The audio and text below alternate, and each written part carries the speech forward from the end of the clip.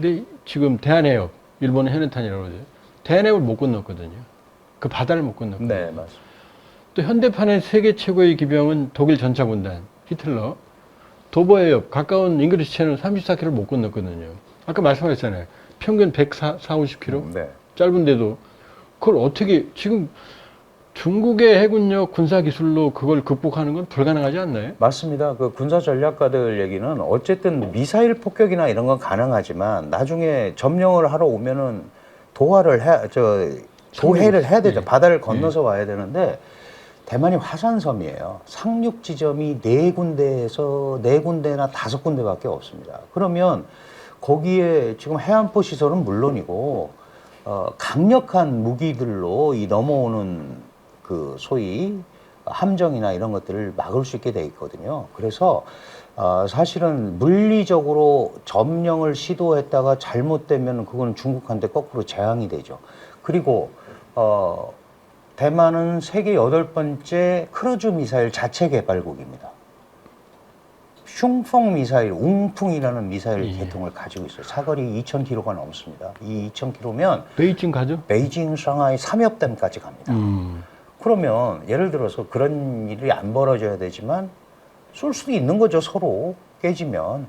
그러니까 지금 이제 저희가 판단을 할 때는 그런 거는 안 할 거고, 중국은 우리가 보통 얘기하는 하이브리드 전이라고 그러잖아요. 다양한 형태의 압박 전략을 통해서 스스로 좀 지치고 포기하게 만드는 그런 형태로 가려고 할 거다라고 얘기를 하는 사람들이 더 많고요.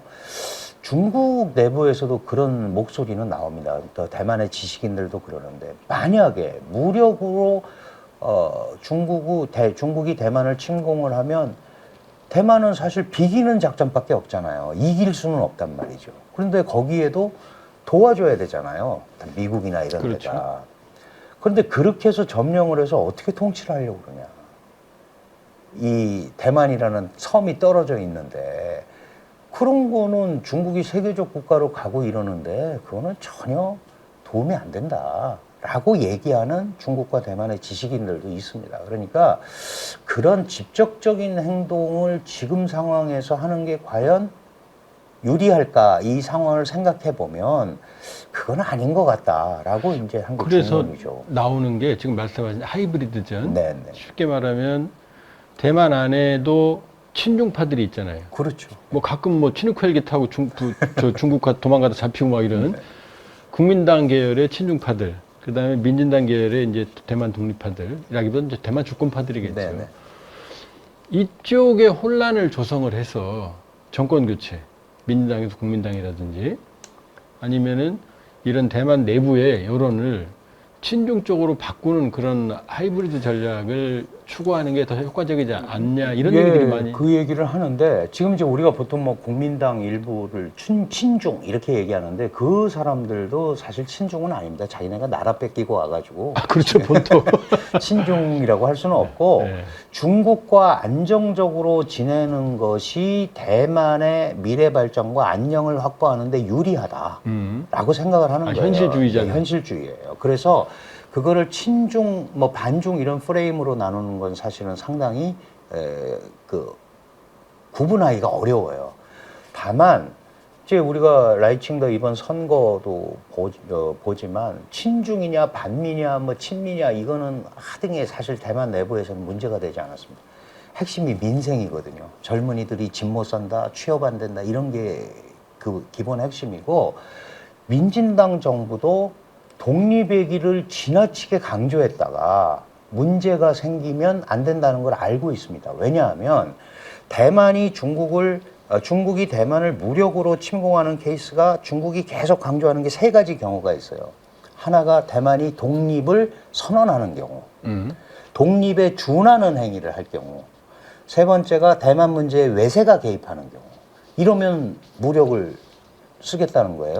미국 외세 개입하고 있지 않나요? 세 번째. 그러니까요. 근데 최근에 1979년에 사실은 대만 동포에게 고함이라는 당시 섭거명이라고 그러죠. 예제닝이 전인대 상무위원장인데 우리가 이제 78년에 개혁개방 선언하잖아요. 예. 대만하고 평화 통일하겠다. 이걸 독트린을 발표를 해요. 그 40주년이 이제 2019년이에요. 이때 시진핑이 갑자기 TV에 나타나더니 무력 통일을 배제하지 않겠다. 예, 유명한 말을 했죠. 그걸 했어요. 예, 예.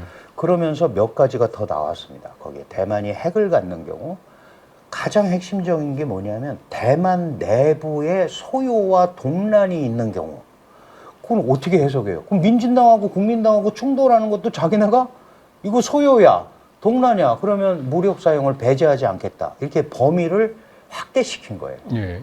그래서 대만은 이런 것들을 가지고 또 대응을 하는 거예요. 지금 그래서 우리가 우리를 지켜야 된다.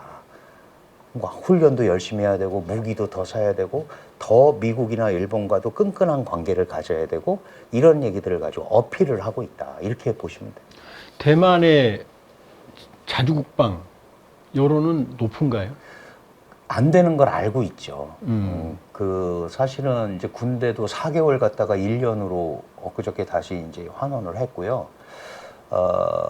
자주국방을 해야 된다라는 얘기는 하지만 미국이 안 도와주면 안 된다는 걸 잘 알고 있어요. 그리고 자주국방은 돈이 굉장히 많이 들어가잖아요. 유럽도 뭐 나토 같은 데도 안 하죠. 그래서 네. 연합해서 하는 거지 예, 않습니까? 그래서 대만의 군사 전략은 말 그대로 고슴도치 전략입니다. 그냥 한번 찌르겠다, 비기겠다 이거고 사실은 대만 내부에서도 72시간과 336시간의 논쟁이 있어요. 이게 뭐냐면 72시간은 나흘이에요. 우리가 혼자 싸우면 나흘 버틸 수 있다. 그런데 아무도 안 와주면 336시간, 2주 안에 대만은 점령당한다. 사흘. 사흘. 여기 다시. 사흘. 72시간 사흘. 예. 72시간과 336시간의 논쟁. 사흘은 버틸 수 있는데 사흘 버티고 났을 때 미국이나 이런 데가 와서 도와줘야 우리가 이걸 반격이 가능하고 만약에 그런 게 안 오면 우리는 336시간, 2주예요. 2주 안에 중국한테 점령당한다. 이런 자조적이기도 하죠. 그러네요. 자조적이기도 합니다. 그러니까 이런 얘기들이 좀 횡행하고 있을 만큼 결국은 자주국방보다는 어떤 시스템에 의해서 미국이 도와줘야 되고 그래서 인도태평양 전략에서 자신들이 응분의 역할을 했으면 좋겠다라는 걸 계속 피력을 하고 있는 거예요.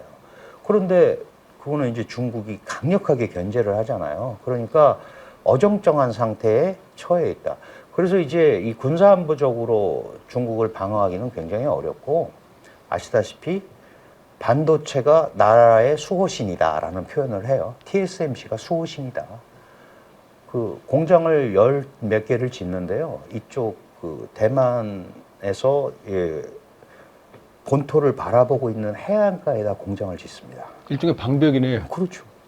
그런 것까지 계산해서 할 정도로 지금 이제 굉장히 중국의 압박에 어려움을 느끼면서도 나름대로 그런 걸 무기로 대만은 어쨌든 대만 문제를 국제화하고 싶어 하죠. 국제적으로 알리고 싶어 하고 중국은 대만 문제 얘기만 꺼내면 양안 문제는 내정 문제니까 간섭하지 마라. 우리가 대만 해협의 안정과 평화 이 얘기만 했는데도 왜 내정 간섭하냐 그러잖아요.